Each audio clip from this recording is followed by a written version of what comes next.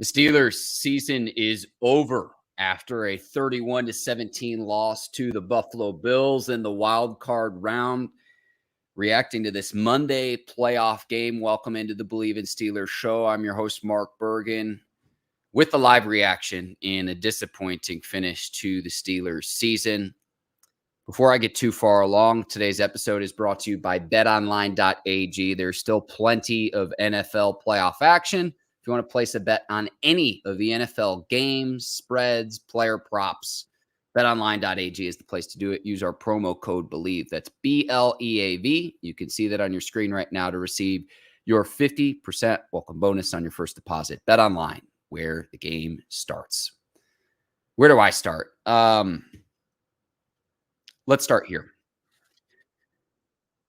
Going down on the road in frigid temperatures, 21-0, with the guy in Mason Rudolph, who started as your third-string quarterback, is not a recipe for success.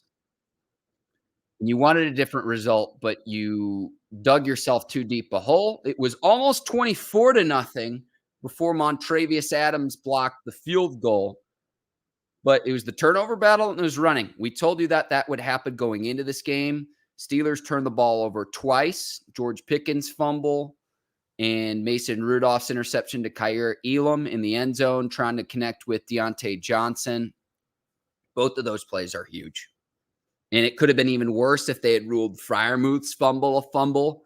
Somehow the Steelers keep the ball on that play as well in the first half. 21-0 deficit on the road with the guy in Mason Rudolph, who's your third-string quarterback to start the season. Like, if you're 21-0 on the road in those weather conditions, I don't care if they had Kenny Pickett or your starter who's out there. I don't care who's the quarterback. And you get gashed over the middle defensively. Yes, you're without TJ Watt, and we told you what it would be. Steelers now 1-11 without TJ Watt, and all the games played without him. And I want to say this too. I've been a Mike Tomlin fan for a long time, and I think he got the best out of this group because if this game were played 10 times, I think the Steelers maybe win twice. But after the game, we've had Mike Tomlin here on the Bleav in Steelers show. We've had Brooke Pryor on the Bleav in Steelers show multiple times. Brooke is asking the question that's the elephant in the room, saying before she can even get the question out, you're entering the final year of your contract, and he walks off the podium. And I get that the emotions are raw after this game. I get that. I understand that. You have to know that question's coming if you're Mike Tomlin. And you could even say, look, I'm not going to entertain those questions at this moment now. We'll talk about them here in the coming weeks. You'll know. Brooke Pryor has to ask that question as a reporter, because if she doesn't, her boss or her editor is going to be saying, hey, why didn't you ask this? And then the reports of later on this offseason where if it's Adam Schefter, who also works for ESPN, or if it's Ian Rappaport, who's over at the NFL Network, about Mike Tomlin's future, where they're the one who gets the leak on that story in a competitive media landscape.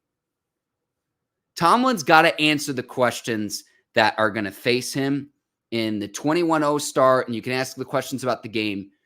If the Steelers don't extend his contract beyond the 2024 season, he's a lame duck coach. Who can you go get as an offensive coordinator that can help salvage this thing, whether it's Kenny Pickett or they're saying, well, you got to have an open competition with Rudolph next year. Does Mason Rudolph even want to come back, given what he's been through with this organization? And he's earned himself a lot of money, Mason Rudolph. He's going to be making a lot more than just $1 million. League minimum he came back for this year. So these are all the questions that I have after this loss, where the Steelers just dug themselves too deep a deficit. And if not for the missed field goals, and then a missed field goal at the end, 31-17, it wasn't even that close. Let's be honest here. And that's just where I'm at. That's where I'm at emotionally after this game, after what was a very frustrating loss. And in a loss where the Bills, they're in a different class right now than the Steelers. Josh Allen, who second most interceptions in the league coming into this game, they didn't turn the ball over. And you see why We're really excited as football fans outside of Pittsburgh for Bills Chiefs yet again in the playoffs because Mahomes, Allen's going to live up to the bill. And it would have been exciting to see Steelers and Ravens in the divisional round and the third time these two teams have played. Come on. As a 7th seed, credit the Steelers for getting into the playoffs. I think maybe they maximized what they could be this season. But I said at the start of the year, what's a successful season for the Steelers in 2023? And it's the playoff success with Tomlin. We could talk about, okay, the 3-game win streak to end the regular season and clawing yourself back after that embarrassing loss to the Colts in that Saturday night game. I Bleav that was week 15. We could talk about that, but it's the lack of playoff success. We talk about the struggles of the offense. It is the fact that the Steelers have not won a playoff game since January the 15th, 2017. That's what we're mad about. That's what we're mad about. And whether Tomlin's the guy or not, the big question is if he's going into the final year of his contract and you want to fix this offense and you want to see what you have in Kenny Pickett, who are you going to be able to get as an OC from outside the organization that can get this right? Or are you just going to promote from within again with Eddie Faulkner and Mike Sullivan? And we've seen how that's gone when Randy Fichtner took over, when Matt Canada took over, internal hires. How do you want to get this right? And what are the things that the Steelers need to do to actually have playoff success again? And I'm not even talking about Super Bowls. I'm talking about winning a playoff game. That's what I'm talking about right now. You go to 21-0 on the road? Nah.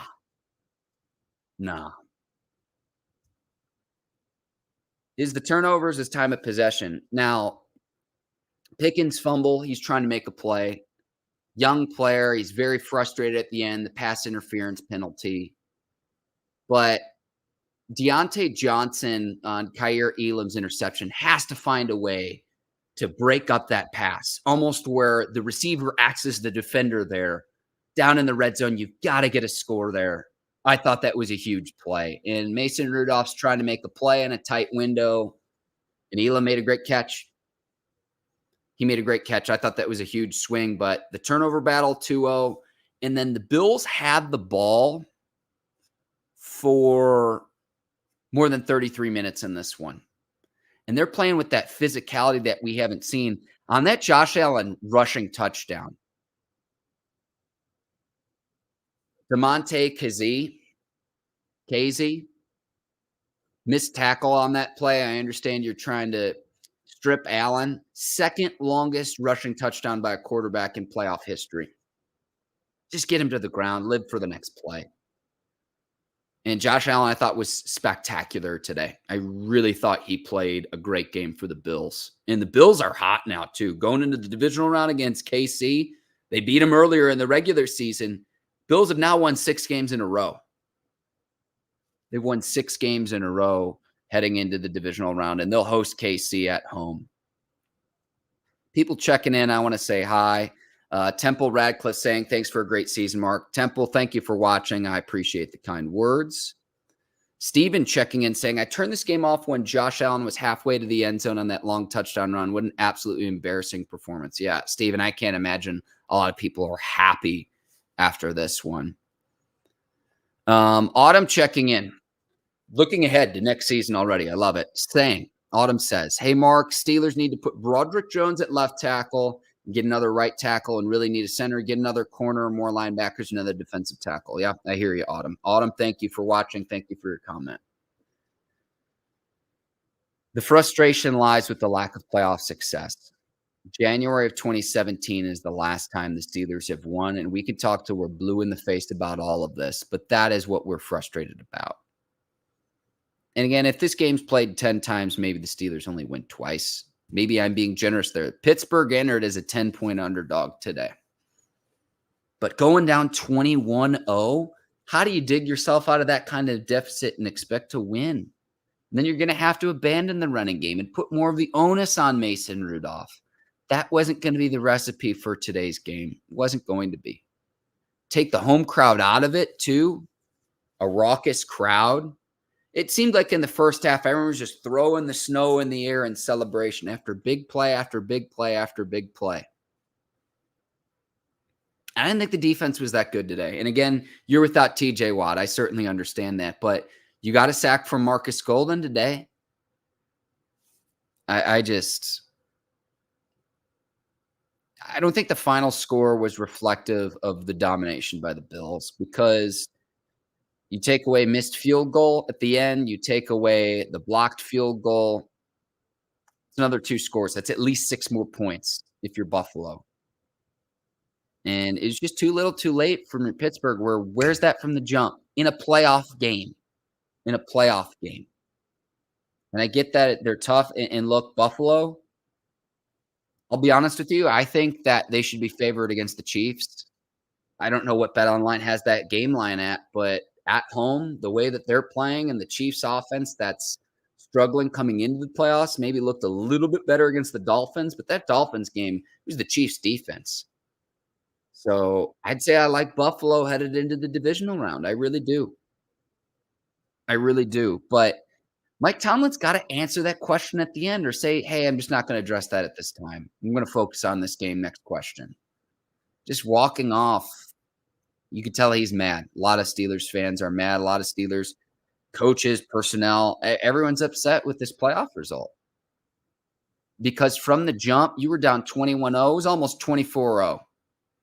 And Montravius Adams blocks the field goal. The Steelers go down and they get a score, cut it to 21-7 at half, get a stop to open the second half. And Steelers offense struggles. They get 21-10 after a Boswell field goal. One thing I want to defend Tomlin on in the first half, Marcus Golden got a sack, and people were saying, oh, call a timeout. There were about, I want to say about 42, 43 seconds left in the first half. With Josh Allen as your quarterback, I know it's second down and long. The Bills could have gone down and scored again.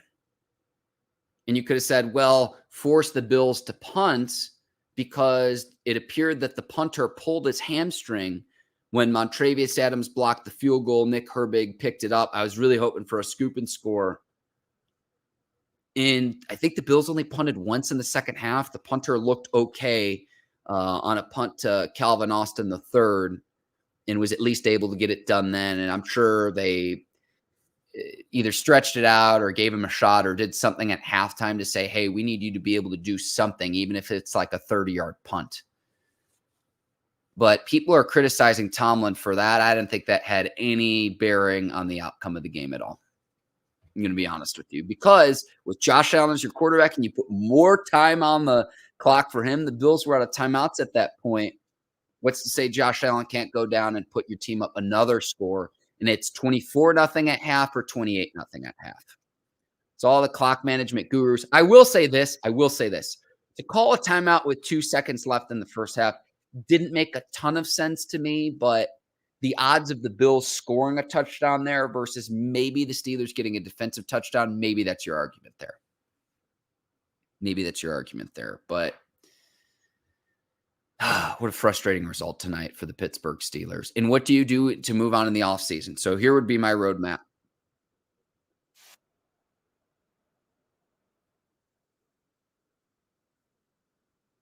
Different, because it takes 2 to tango. He has to agree to come back for the Steelers.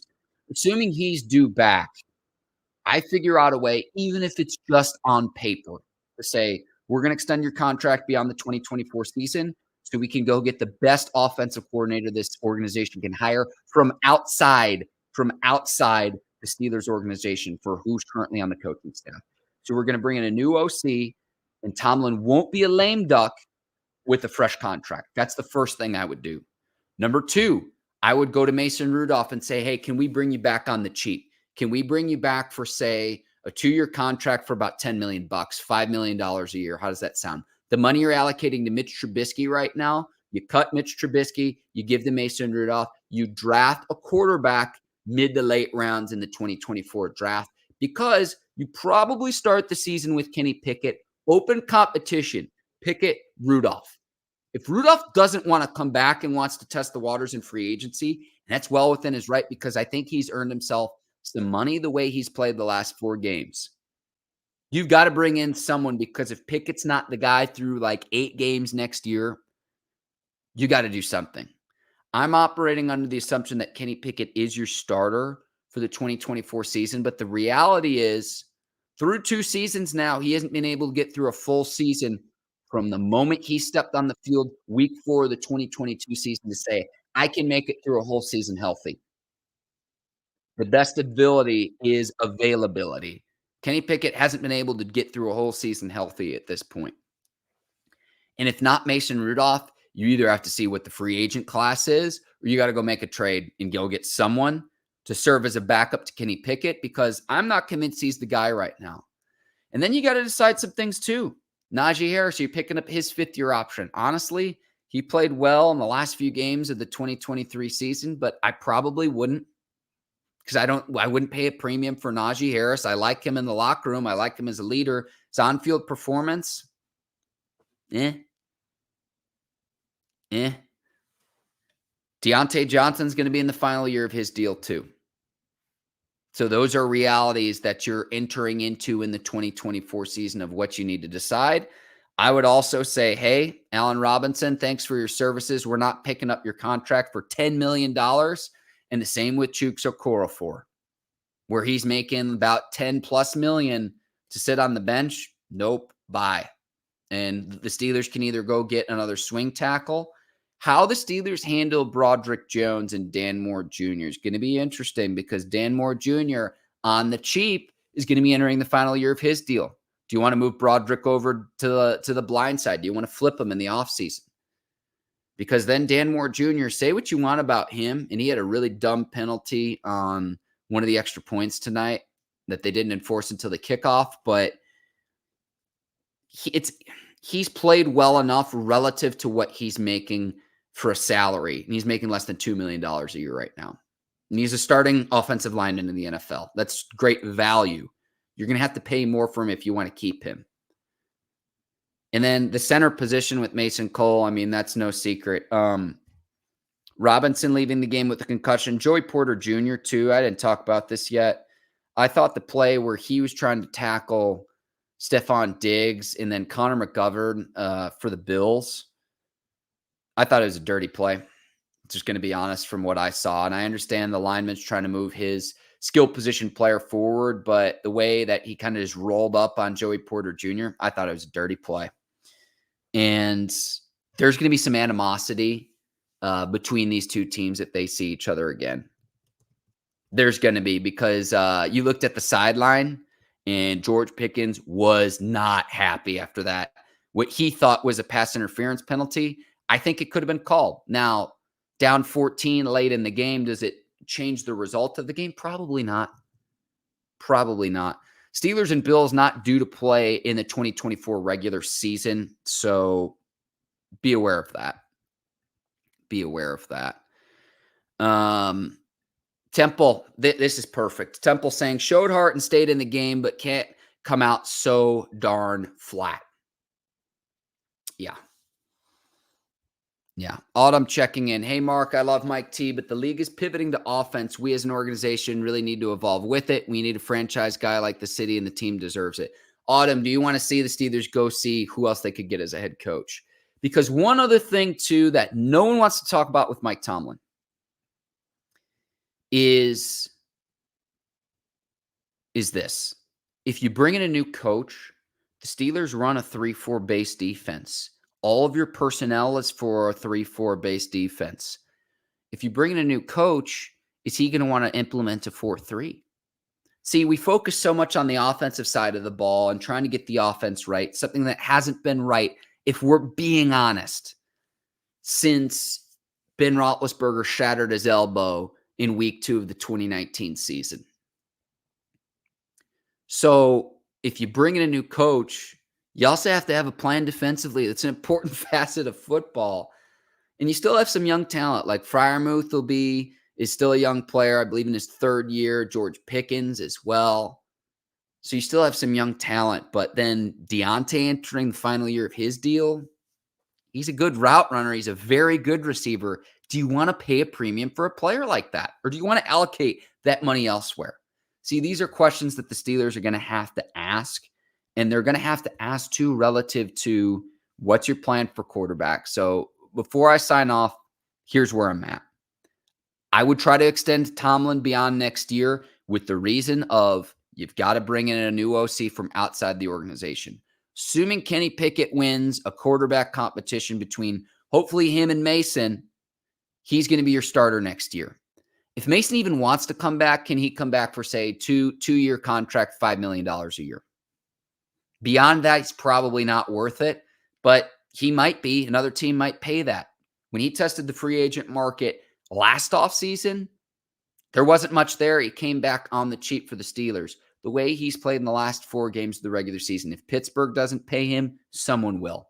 He will have a higher salary next year compared to this year. I promise you that. I'd part ways with Mitch Trubisky. I'd draft and develop a quarterback to say if Kenny Pickett, Mason Rudolph aren't the guys, we have someone waiting in the wings to develop a quarterback. I've said this for weeks now on the Bleav in Steelers show. 49ers did it with Brock Purdy and Trey Lance, who was the 3rd pick. Eagles had done it with Jalen Hurts when they had Carson Wentz, who I Bleav was the 2nd pick. The Cowboys did it with Dak Prescott back in the day. I could go on and on and on and on. This is what good, smart franchises do. But all of this is contingent upon if you don't extend Tomlin's contract and he is the coach next year, not only is he a lame duck coach, you're hamstringing yourself and delaying the inevitable for another season. And that's just the honest truth. My name is Mark Bergin. This is another edition of the Bleav in Steelers show. Steelers season is over. I'll be back with Ike Taylor to discuss this game and all of the wild card weekend games. But the Steelers season is over, and there are a lot of questions going into the offseason now. It will be very eventful between now, April's draft, free agency, what the schedule is for the 2024 season. And in a lot of ways, we're just as busy in the offseason as we are when they're actual games. Steelers come up short 31-17 in the loss to the Buffalo Bills. I'll see you next time. Take care, and so long, everybody.